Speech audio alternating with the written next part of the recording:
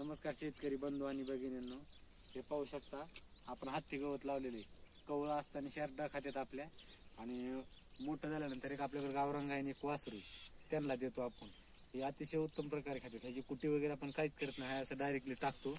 आणि हे जे आपल्याला रान दिसते त्याच्यात आपल्याला दशरथ घास करायचा आहे किंवा ह्याच्यात शिवरी लावायची. तसंच थोडं बघू शकता आपल्या बांधाच्या कडेने आपण शेवरे लावलेत. वरती दाखवा कॅमेरामॅन, अशा शेवरे लावलेत. आणि त्या रानात आपले 2 पप्पा आहेत, काही मस्त त्यांना कडेला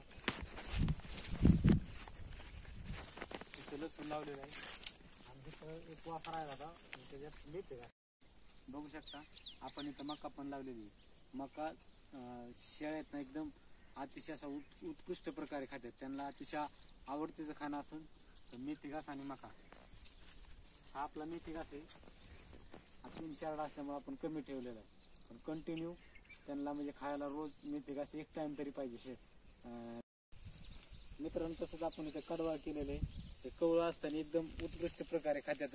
कडवाळ तुम्ही बघू शकता. आणि लईच हाईट वाढली तर नंतर आपण कापून त्यांना वाळून पण नंतर त्यांना घालू शकतो. आणखी तुरीचा भुस्सा, तसेच बाटूक म्हणजे जे ज्वारी असते पठार रानावर पेरलेली ना, त्याच्यात ते बारीक असताना जळून जातं विना पाण्यातून. ते काढलं ना ते एक आपलं एकदम पिंडीसारखं एकदम कुरकुरीत आपल्या शेळ्या खात्यात. त्यामुळे एवढा चारा तरी छोट्या शेळी पालकांना आवश्यक आहे. शेळीपालन हे अतिशय फायद्याचे, पण त्या शेळीपालनातून जी आपण अपेक्षा करतो ना ती फार चुकीची. आपण व्हिडिओ बघतो 50,000ला बोकड गेला, 40,000ला बोकड गेला, मग आपण करतो गावरान शेळीपालन. गावरान शेळीपालनात ती अपेक्षा ठेवणं योग्य, तसं चुकीचं नाही काय. पण माझं वैयक्तिक मत किती अपेक्षा ठेवली नाही पाहिजे. आपण 10 शेळ्या पाळल्या, आपलं शेळीपालन मोठं होतं, 10-15 शेळ्या होत्या, पण काय आर्थिक परिस्थितीमुळे आपण इकल्या दुखण्या वाण्यामुळे. पण आता आपण पुन्हा त्या शेळीपालनाकडे वळणार आहे. अपेक्षा अशीच ठेवायची, एका शेळीला 2च करडं, पाट असो किंवा बोकड असो, जास्तीत जास्त ते कितीपर्यंत गेलं पाहिजे, 7,000 पर्यंतच गेलं पाहिजे, हीच अपेक्षा ठेवायची.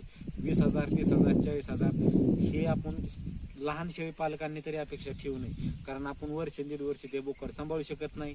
हागून लागणं, डांगाळणे, पुन्हा ते एकदा करडू डांगाळलं की नंतर त्याची मनावा असे त्याचं तेज वाढत नाही आणि नंतर त्याची किंमत कमी होत जाते, पण वाढत नाही. आणि पुन्हा सगळ्यात महत्वाचं, आपण स्वतः जाऊन मार्केटमध्ये ती गोष्ट विकली पाहिजे.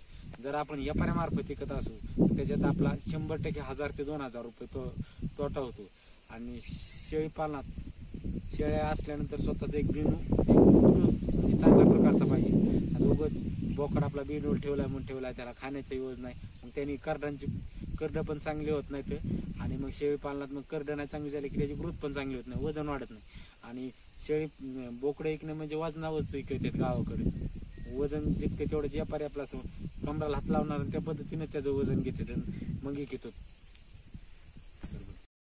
आता काही जण म्हणतात की हात म्हणतोय 8,000ला 10,000 करडो गेलं पाहिजे. एक साधा हिशोब सांगतो, गावरान शेळ्या 10 असल्या त्या 15 महिन्यात 2 येते. 40 करडाचं 10,000 झालं 4 लाख रुपये मित्रांनो. त्याच्यामुळं पैसे किती सुरुवातीला पैसे बघायचे नाहीत, आपला व्यवसाय कसा वाढेल हे बघायचे. नंतर एकदा आपल्या पैसे भांडवल आलं ना, मग टॉप क्वालिटीच्या शेळ्या घेणं, ब्रीडर घेणं, क्रॉसिंग करणं, मग लाखाची बोकडं ऐकणं, हे नंतरचा भाग. सुरुवातीला त्याच्या नाही नादी लागायचं. आणि अजिबातच आपलं 0 बजेट असेल, फक्त शेळ्या घ्या पुरतच जर पैसा असतात, शेड बांधायच्या कधीच नादी लागायचं नाही अजिबात.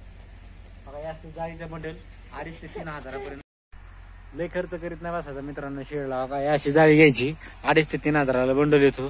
तुम्ही बघू शकता, एक 100 फुटी ते 50 फुटी, पण 50 फुटी सॉरी बंडल असतो. मग असे लाकडे खांबरावायचे, लाकडे खांबरवून 4 बाजूनी एका साईडला असा दरवाजा करायचा, लय लोड नाही घ्यायचा. आणि एक गोष्ट कधी पण लक्षात ठेवा, शेळी पालनात आधी कधीच शेड बांधण्याला पैसा खर्च करायचा नसता.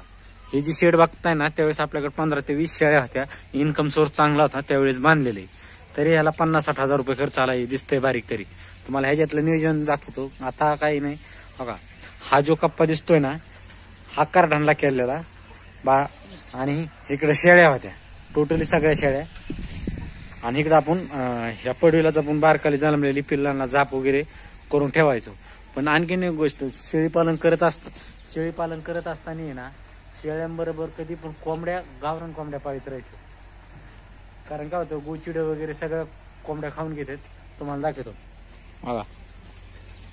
बघा, अशी जाळी कोंबड्या पिलं बघा सगळी घाण खाते पटांगणातली, टेन्शन नाही राहत.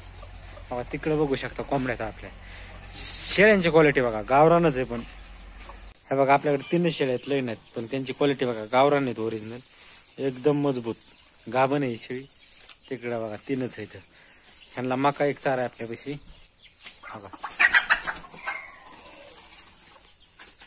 तुरीचा बुस्सा एक आपण विकत आणतो.